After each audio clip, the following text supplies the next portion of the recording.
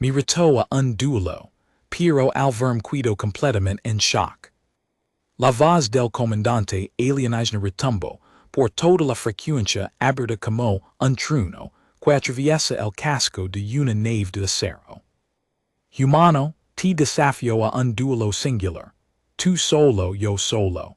Sin escudos, sin flotas, sin excusas.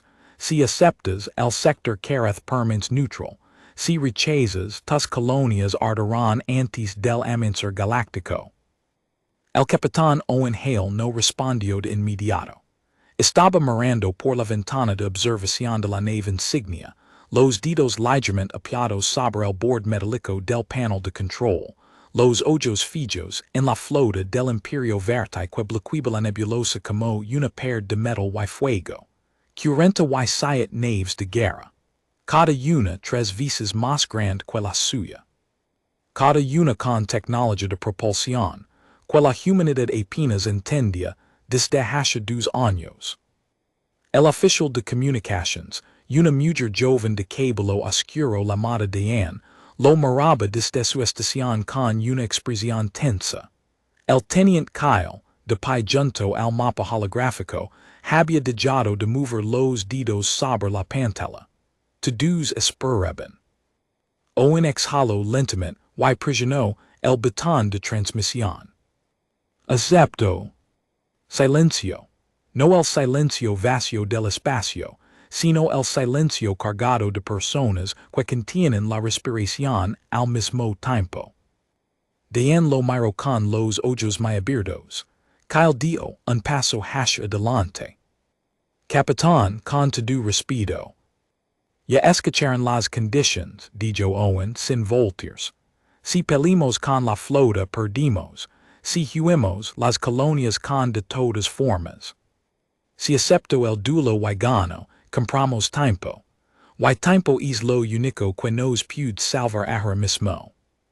Kyle cerró la boca, no porque no tuviera argumentos, los tenía, muchos, sino porque sabía en algún lugar profundo de su entrenamiento militar que el capitán tenía razón. La respuesta llegó desde el lado 23 segundos después. Bien pequeño humano, ven al punto de coordenadas que te envió, solo, dentro de una hora, el comandante Jerk te espera. El nombre aterrizó, en el puente como una piedra en agua quieta. Kyle palideció visiblemente. Incluso Diane, que normalmente mantenía una compostura casi perfecta, presionó los labios. Owen los miró alternativamente. Jerk. Es el guerrero más condecorado del imperio verte, dijo Kyle, con voz baja y cuidadosa, como si nombrar al ser en voz alta pudiera invocarlo. Leva 30 años sin perder un duelo.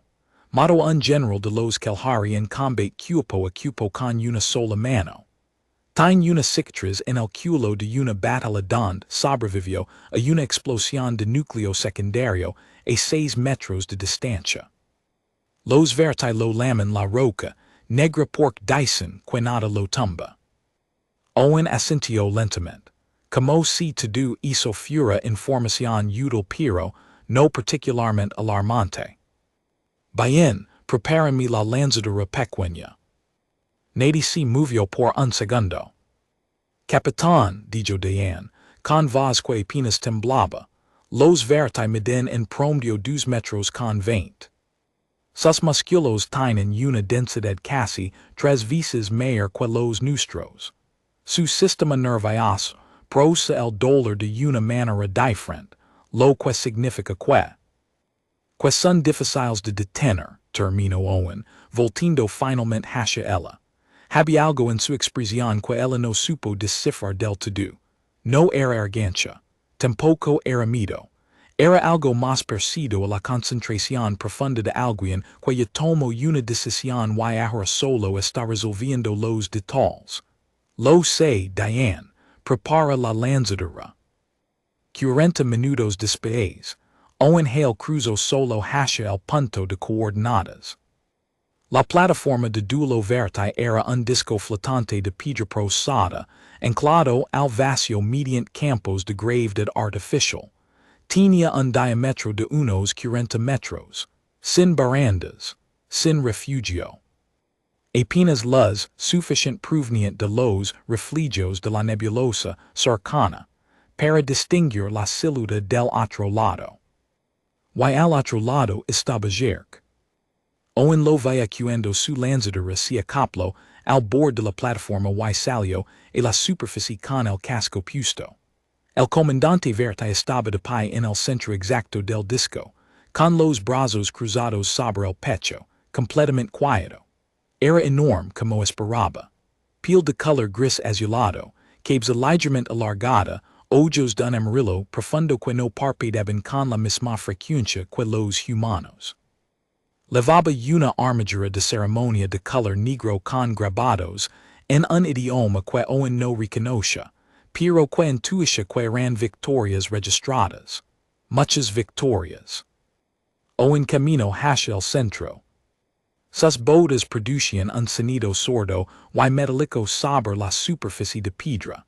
No levaba armadura de ceremonia. Solo su traje estándar de campo, el mismo que usaba cualquier día de trabajo.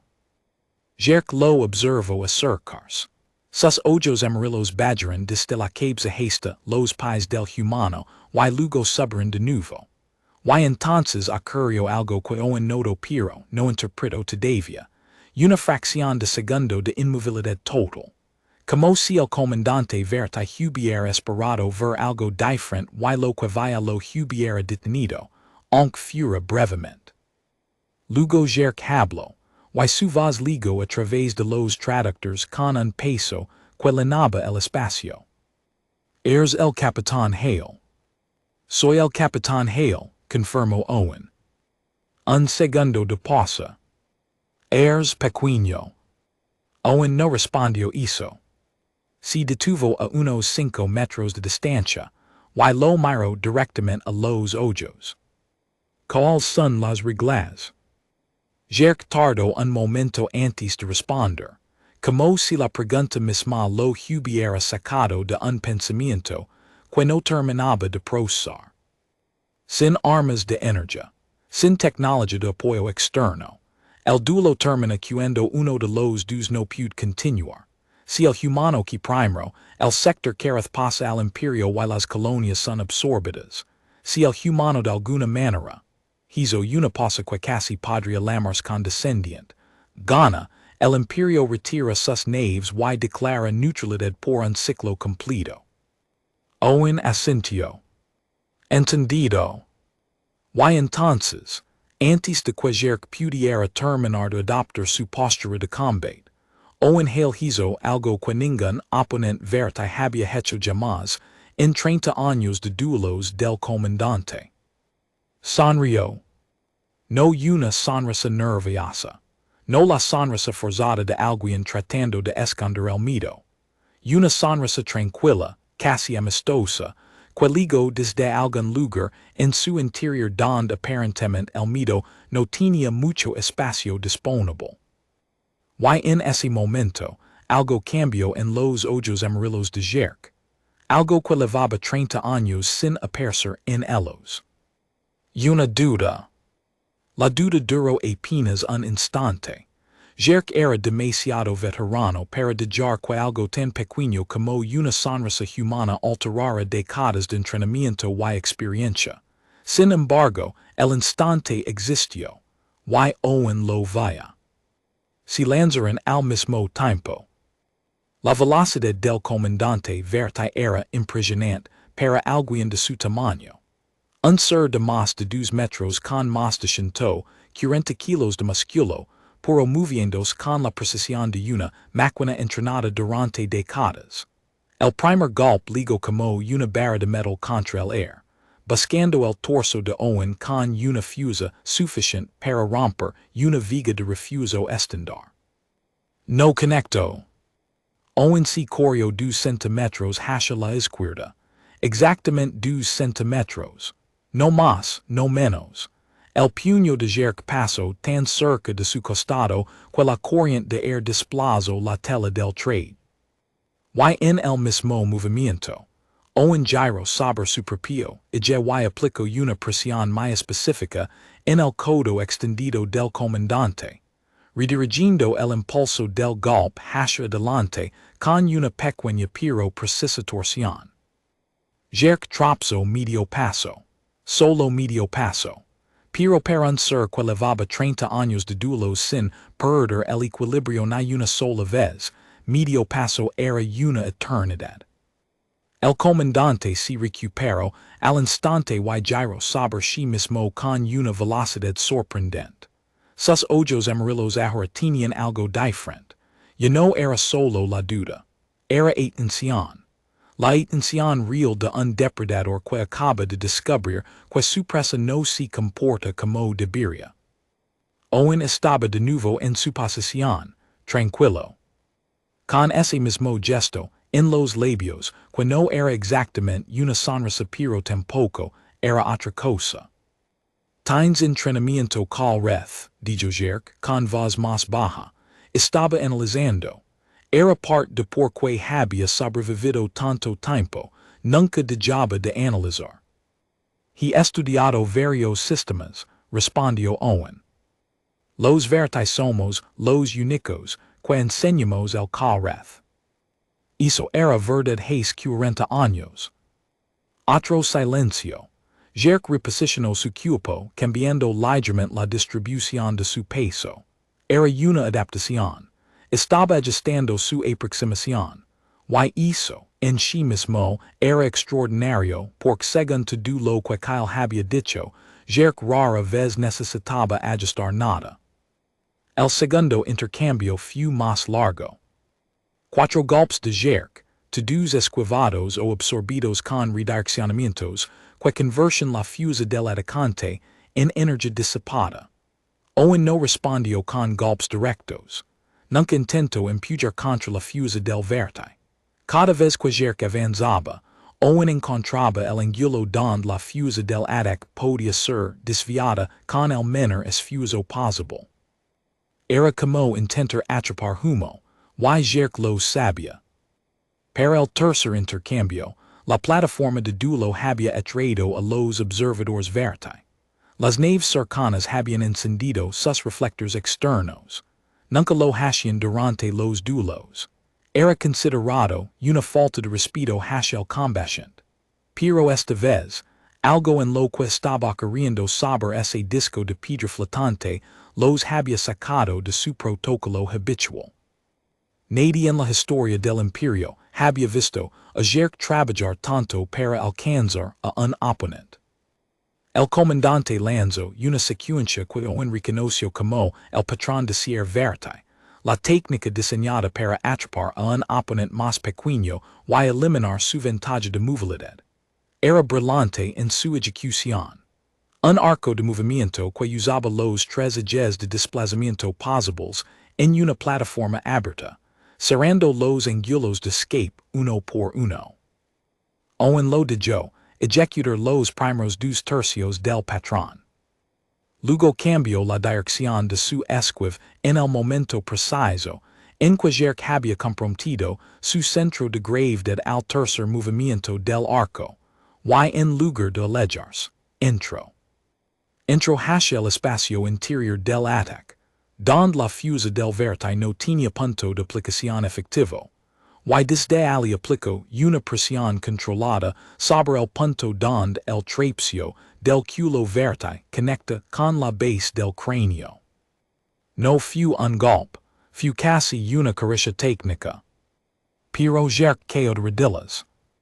La plataforma entera pareció detenerse en el tiempo. Los reflectores de las naves verdes siguieron encendidos.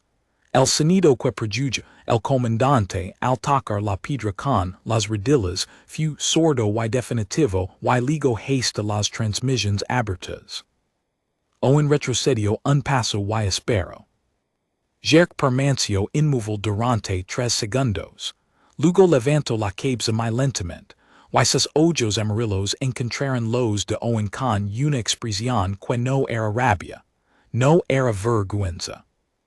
Era algo que el traductor probablemente no tenía palabra exacta para capturar, Pero que en cualquier especie del cuadrante significaba aproximadamente lo mismo. El reconocimiento de haber subestimado profundo y completamente algo. Como, dijo Jerk, y su voz era diferente. No tenía el peso de autoridad de antes. Era simplemente una pregunta genuina de un ser que necesitaba entender lo que acababa de ocurrir. Owen lo miró desde arriba y respondió, con una calma tan absoluta que pareció ocupar más espacio del que debería. Porque usted siempre han luchado contra oponentes que intentan igualarlos en fuerza. Y yo llevo 42 años aprendiendo a no hacer eso. Los ojos de Jerk permanecieron fijos en él durante un momento largo. Luego el comandante vertigizo algo que sus observadores jamás habían visto. Cerró los ojos, solo por un segundo, como si necesitara ese instante para reorganizar algo internamente. Cuando los abrió de nuevo, la expresión era diferente. El duelo ha concluido, dijo Jerk, en voz alta, para los reflectores y las naves y los observadores y los 30 años de victorias que flotaban alrededor de esa plataforma como testigos incómodos. El humano ha ganado. Silencio en todas las frecuencias.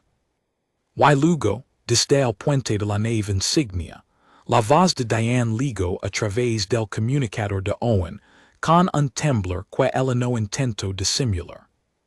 Capitán, tenemos confirmación de retirada verte en todos los sectores de bloqueo. Owen no respondió de inmediato. Estaba mirando a Jerk, que se había puesto de pie de nuevo, lentamente, con la dignidad intacta aunque reorganizada. Los ojos amarillos del comandante seguían sobre él. Tienes preguntas, dijo Owen. No era una pregunta. Muchas, admitió Jerk. Cuando tus naves estén fuera del sector Carath, si todavía quieres hacerlas, las responderé. El comandante verte lo observó por un momento más. Luego hizo algo que ningún protocolo de duelo verte contemplaba, inclinó ligeramente la cabeza. No era rendición. Era algo diferente.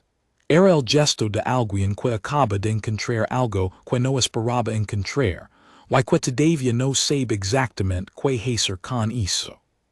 Owen se giró hacia su lanzadera. Detrás de él, la flota verte comenzó a moverse. Las 47 naves del bloqueo tardaron menos de 2 horas en despejarse del sector Carath. Era una velocidad inusual para una flota de ese tamaño. Las maniobras de retiro normalmente implicaban protocolos de coordinación extensa, verificaciones de campo, confirmaciones cruzadas entre comandantes. Pero esta vez, como si la orden hubiera llegado con una claridad que no requería ni discusión ni interpretación, las naves se movieron.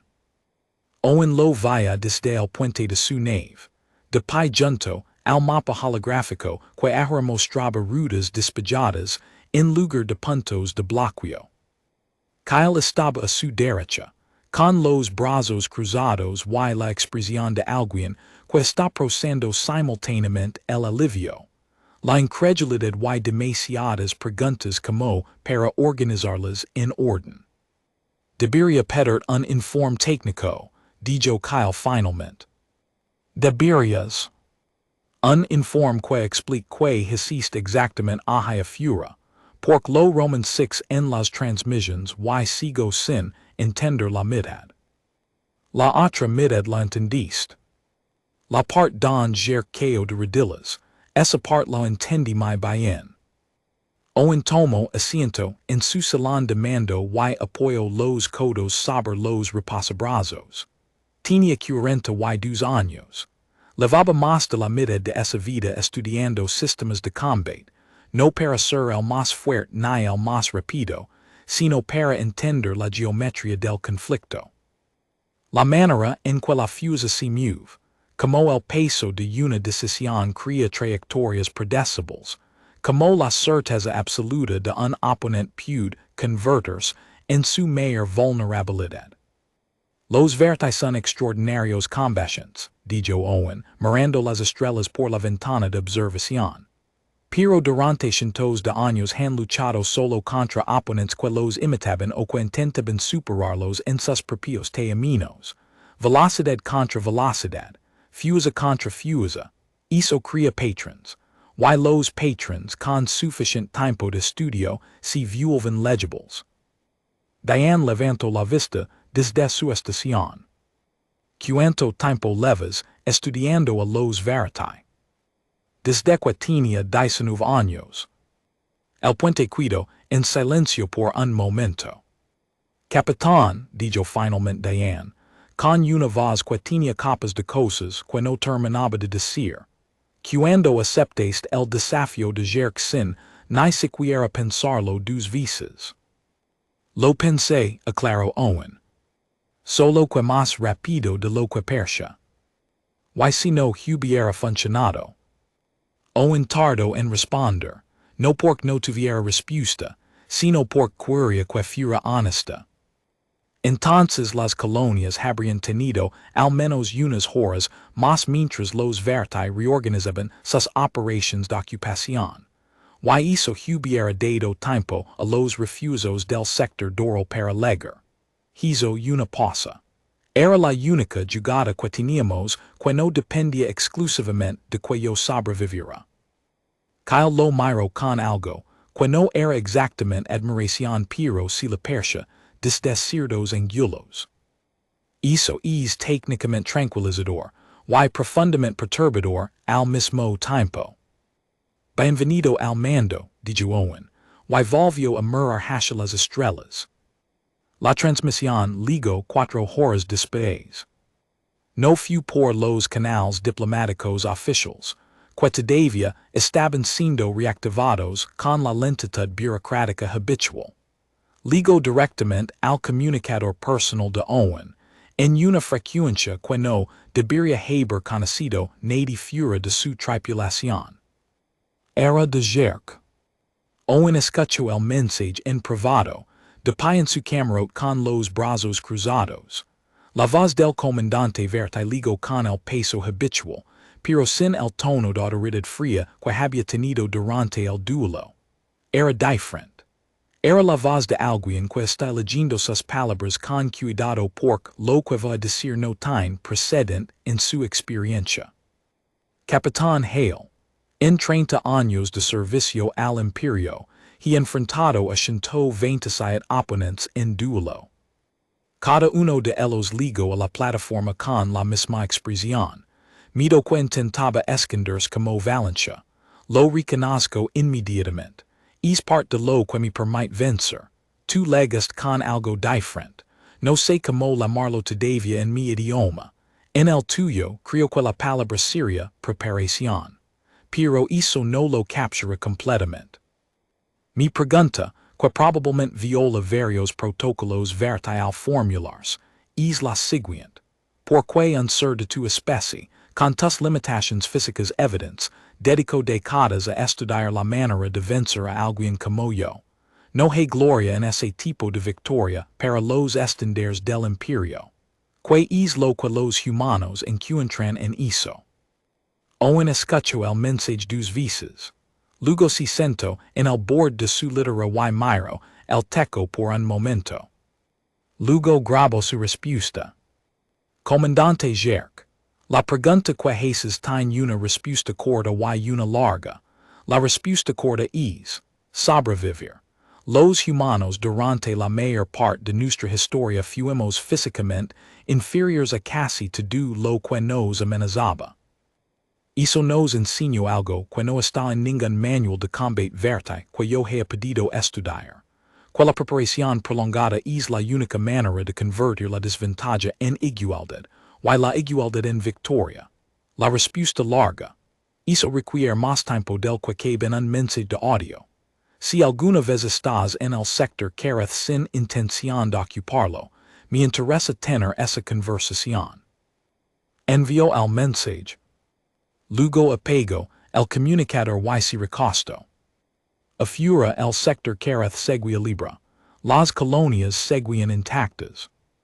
Y en algún lugar de la flota verti en retirada, el comandante más condecorado del imperio estaba mirando un mensaje de audio, con la expresión de alguien que acaba de descubrir, que el universo es más grande de lo que sus victorias le habían permitido imaginar hasta ese momento. Había algo profundamente humano en eso.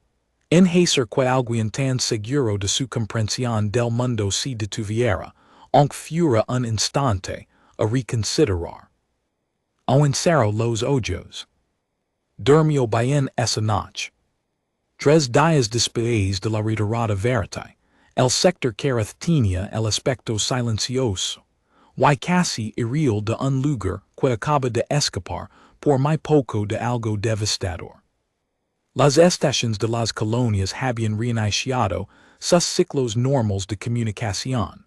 Los comerciantes que se habían dispersado durante el bloqueo estaban regresando cautelosamente. Y los informes de daños estructurales por la tensión del bloqueo gravitacional eran menores de lo esperado. El teniente Kyle coordinaba los resúmenes de situación desde el puente cuando Diane levantó la mano para llamar su atención. Tenemos una transmisión entrante, frecuencia diplomática verti, código de identificación, hizo una pausa. Kyle, es el código personal de Jerk. Kyle se quedó inmóvil por un segundo. Pésalo al camarote del capitán. Owen recibió la transmisión sentado frente a su escritorio, con una taza de café a medio terminar y un mapa estelar desplegado sobre la superficie holográfica. La imagen de Jerk apareció en la pantalla con la calidad ligeramente distorsionada de las transmisiones de largo alcance, pero reconocible. El comandante verti estaba en lo que parecía ser su propio camarote, sin la armadura de ceremonia. Con una especie de túnica más simple que hacía que su presencia masiva se sintiera menos formal, aunque no menos imponente. Capitán Hale. Comandante Jerk. Recibe tu respuesta. He pensado en ella durante 3 días. La respuesta corta la entiendo. La larga, hizo una pausa que en un verti probablemente indicaba algo más significativo que en un humano, quiero escucharla. Owen dejó el café sobre el escritorio, y recostó la espalda en su silla. ¿Dónde está tu flota ahora mismo? A 4 días de navegación del sector careth, dirección opuesta al bloqueo previo. Y tu posición personal dentro del imperio te permite tener esta conversación sin consecuencias. Los ojos amarillos de Jerk se movieron ligeramente, como si la pregunta lo hubiera tomado por sorpresa no por su contenido, sino por su precisión. Nadie en el imperio cuestionaria mi juicio en cuanto a con quien elijo hablar. Es uno de los privilegios de 30 años de victorias. Bien. Entonces la respuesta larga. Owen se levantó de la silla y comenzó a caminar lentamente por su camarote, con las manos detrás de la espalda. Era una postura que adquiría cuando pensaba en voz alta. Los humanos surgieron en un planeta donde casi todo lo que nos rodaba podía matarnos. Depredadores más grandes, más rápidos, con mayores sentidos, con instintos más afilados. Durante millones de años, sobrevivimos no porque fuéramos los más fuertes o los más veloces. Sobrevivimos porque aprendimos a observar, a anticipar, a recordar, a construir herramientas que compensaban lo que nuestros cuerpos no podían hacer solos. A comunicarnos de maneras que nos permiten actuar como grupo, incluso cuando cada individuo era débil. Jerk escuchaba sin interrumpir. Era inusual en un verti, que culturalmente privilegiaba la acción sobre la escucha. Cuando llegamos al espacio y nos encontramos con otras especies que tenían ventajas físicas sobre nosotros, reproducimos exactamente lo mismo que habíamos aprendido en nuestro planeta de origen. No intentamos superarlos en su propio terreno. Estudiamos su terreno durante el tiempo necesario para entenderlo mejor de lo que ellos lo entendían. Porque hay algo en lo que los humanos somos superiores a casi cualquier especie que hayamos encontrado. Why no es la fuerza ni la velocidad ni la resistencia. Hizo una cosa. Es la paciencia acumulada. La capacidad de invertir décadas en preparos para un momento que quizás nunca llegue, con la misma intensidad que si fuera alegre mañana. Permanció en silencio por un momento largo. Lo que describes, dijo finalmente, en términos verti sería considerado casi una forma de obsesión. En términos humanos también lo es, admitió Owen. La diferencia es que para nosotros, la obsesión correctamente dirigida es una herramienta, no una debilidad. Otro silencio. Owen podía ver que el comandante estaba procesando, y que el proceso le costaba algo, no en el sentido de dificultad, sino en el sentido de que estaba reorganizando estructuras de pensamiento que llevaban décadas establecidas. Hay algo que no te pregunté en la plataforma, dijo Jerk, con voz más baja.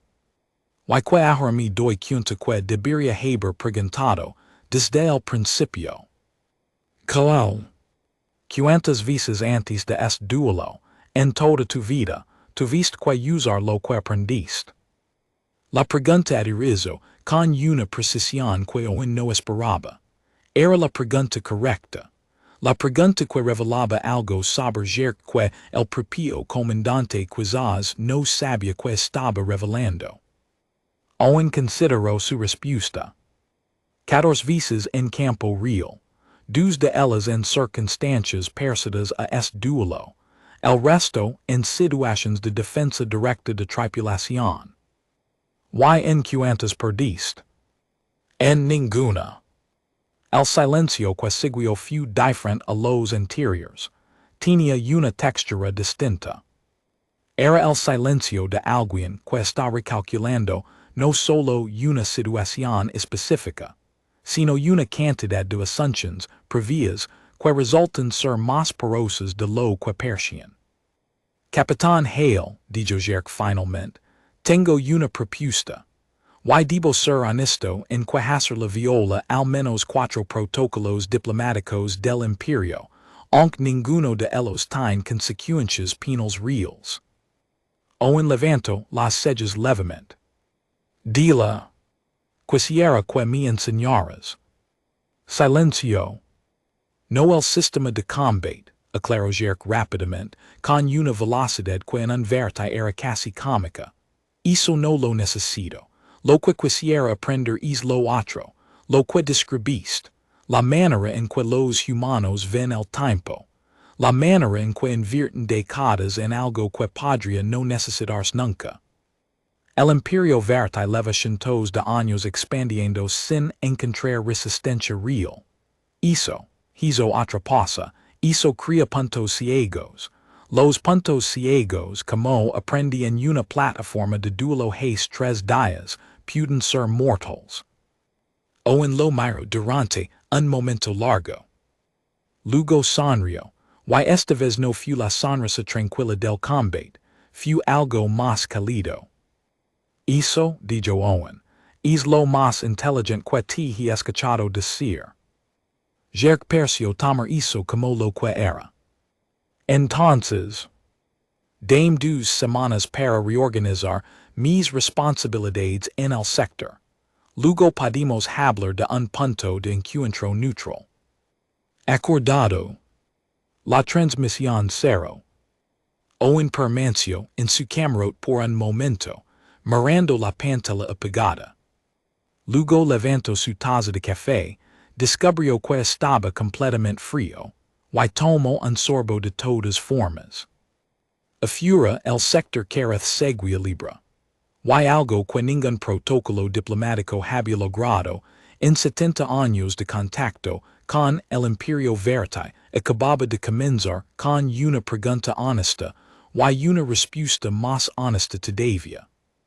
2 semanas después, la estación de neutralidad Mira se flotaba entre los dos territorios como siempre había flotado.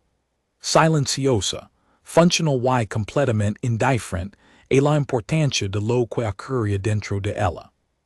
Era una instalación pequeña para los estenders de las grandes estaciones comerciales del cuadrante, con apenas 3 niveles habitables, un mule de acoplamiento para naves de tamaño medio y una sala de conferencias, que en otro momento había sido el epicentro de tratados que luego no sobrevivirían ni un ciclo. Esta vez, sin embargo, nadie había convocado un tratado. O en ligo solo, en la misma lanzadera pequeña que había usado el día del duelo. No era un gesto simbólico deliberado, aunque lo parecía. Era simplemente que no había razón para legar con más. Jerk ligo también sin escolta formal, en una nave liger de reconocimiento veritae que era técnicamente una nave de un solo tripulante, pero que el imperio usaba para misiones que requirían discreción. Se encontraron en la sala de conferencias de Mira 7, que tenía mesas diseñadas para al menos 4 especies diferentes.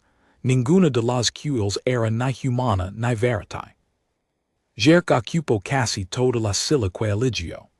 Owen se sentó frente a él con una table de dados y 2 tazas de café que había preparado él mismo en la pequeña cocina de la estación, porque Mira 7 no tenía personal activo esa semana. El comandante veritae observó la taza que Owen colocó frente a él con una expresión que combinaba curiosidad y la precaución apropiada ante sustancias desconocidas. No tienes que beberlo, dijo Owen.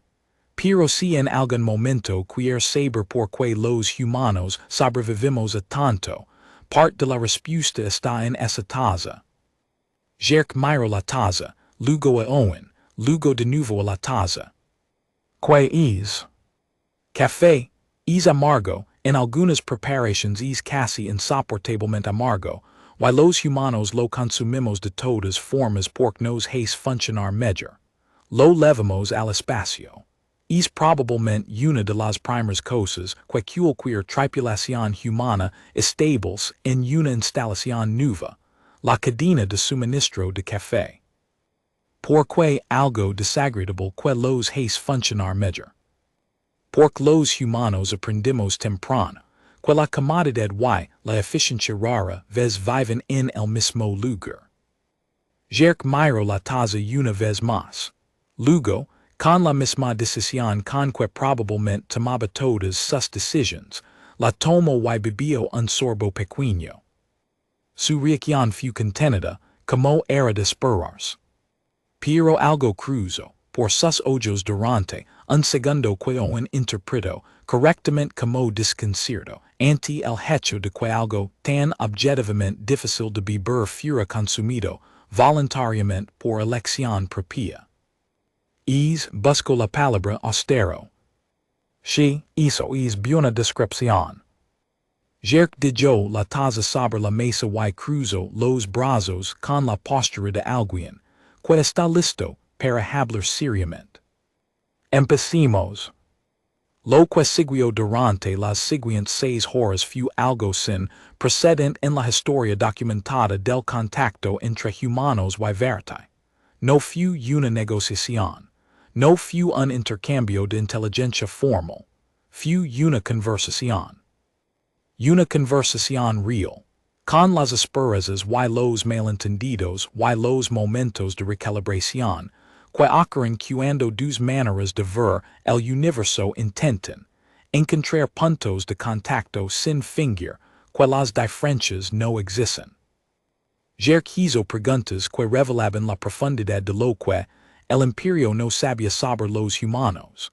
No sobre su tecnología ni su estructura militar, sino sobre su manera de tomar decisiones. Sobre por qué un capitán de nave con autoridad delegada podía tomar una decisión que fictaba a shintos de miles de personas sin consultar, primero con una cadena de mando completa. Saber como los humanos manjaban almido como insumo, en lugar de como obstáculo.